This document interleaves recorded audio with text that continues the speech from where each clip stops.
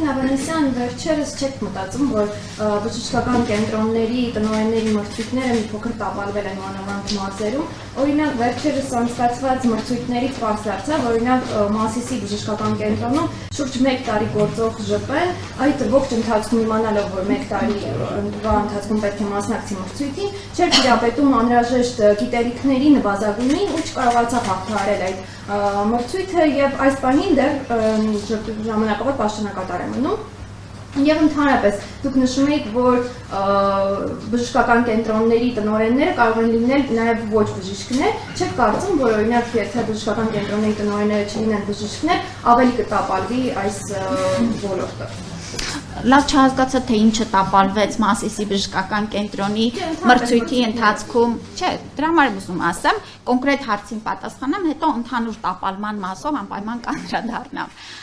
Տեսեք, մենք տնօրենների մրցույթներին վերաբերվում ենք շատ խիստ եւ հստակ։ Եվ անընդհատ փոխում ենք տնօրենների քննությունների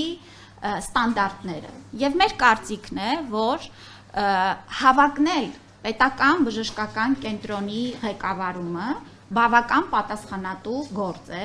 եւ այո մասնակիցները պետք է այդ շեմը հաղթահարեն եւ մենք կտապալենք եթե նման շեմեր չսահմանենք եւ չպահանջենք այլ հակառակը պիտի պահանջը լինի հասարակության որ եթե շատ հեշտությամբ բոլոր տեղերում նշանակվեին ոչ մեկը մրցույթից չկտրվեր ստացվեր որ ես կարծում եմ տապալվել է մեր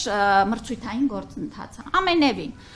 Առաջիկայում նաև օրենքի փոփոխություն է նախատեսվում արդեն իսկ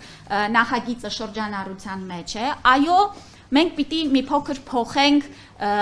փակ բաժնետիրական ընկերությունների կառավարման մոդելը եւ պիտի ունենանք հստակ բաժանում բուժական հատվածով պատասխանատուների եւ կառավարչական ֆինանսական հատվածով պատասխանատուների գիտեք այո երբեմն մենք ունենում ենք դեպքեր երբ որ հիանալի բժիշկ մասնագետը